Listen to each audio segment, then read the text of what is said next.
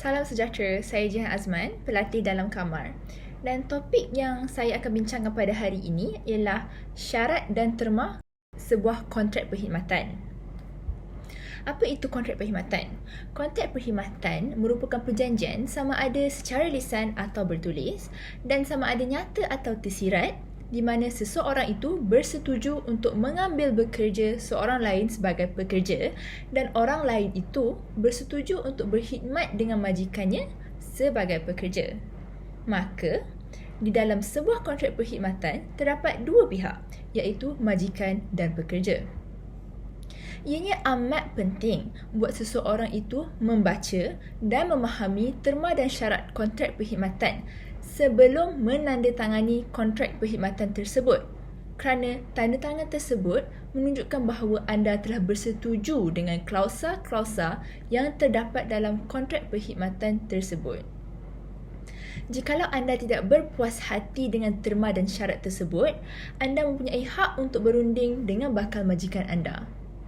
Apa-apa terma dan syarat kontrak perkhidmatan yang menyalahi undang-undang ataupun yang bercanggahan dengan Akta Kerja 1955, Akta Perhubungan Perusahaan 1967 dan Akta Kesatuan Sekerja 1959 akan dianggap oleh mahkamah sebagai tidak boleh dilaksanakan.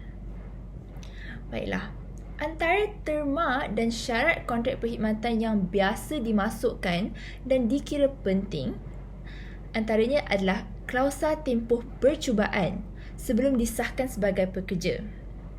Ia adalah tempoh seseorang majikan untuk menilai kesesuaian pekerja percubaan tersebut dalam jawatannya. Klausa tersebut juga selalunya akan menyatakan cara majikan tersebut menyampaikan pengesahan pekerja itu sama ada melalui surat bertulis ataupun secara lisan. Ini adalah untuk menyenangkan kedua-dua pihak dalam memastikan status pekerja itu sama ada masih dalam tempoh percubaan ataupun tidak. Seterusnya, klausa penamatan perkhidmatan. Klausa ini akan menyatakan cara dan tempoh yang sepatutnya diberi oleh salah satu pihak yang ingin menamatkan kontrak perkhidmatan.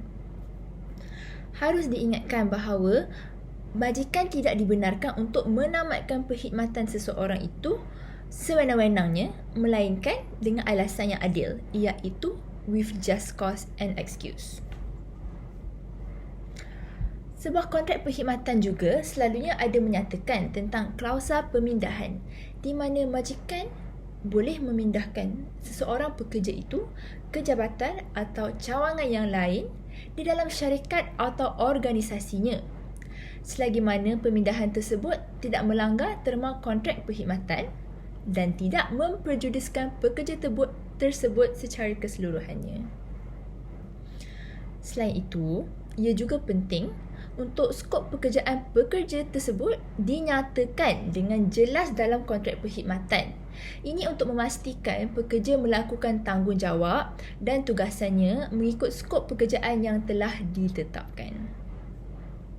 Dengan adanya klausa skop pekerjaan, majikan tidak boleh dengan sewenang-wenangnya memberi tugasan di luar skop pekerjaan yang telah dipersetujui oleh kedua-dua pihak.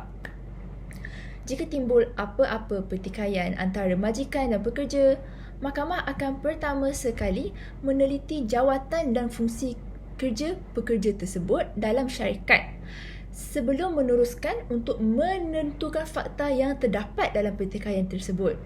Maka ianya penting untuk anda pastikan klausa skop pekerjaan ini dinyatakan dengan jelas dalam kontrak perkhidmatan anda. Seterusnya, klausa di mana ia menyatakan tempoh perkhidmatan anda dengan majikan sama ada hingga tarikh persaraan ataupun kontrak perkhidmatan itu merupakan kontrak perkhidmatan tempoh tetap. Jika ia merupakan kontrak perkhidmatan tempoh tetap, anda patut memastikan tarikh permulaan dan tarikh tamatnya perkhidmatan anda dinyatakan. Klausa-klausa yang telah dibincangkan hanyalah sebahagian apa yang selalu dinyatakan dalam kontrak perkhidmatan. Terdapat banyak lagi terma dan syarat yang boleh dibincangkan dan dipersetujui oleh kedua-dua pihak majikan dan pekerja. Jika majikan anda melanggar syarat dan terma kontrak perkhidmatan, anda berhak membuat aduan ke Jabatan Tenaga Kerja jikalau anda merupakan pekerja yang dilindungi di bawah Akta Kerja 1955.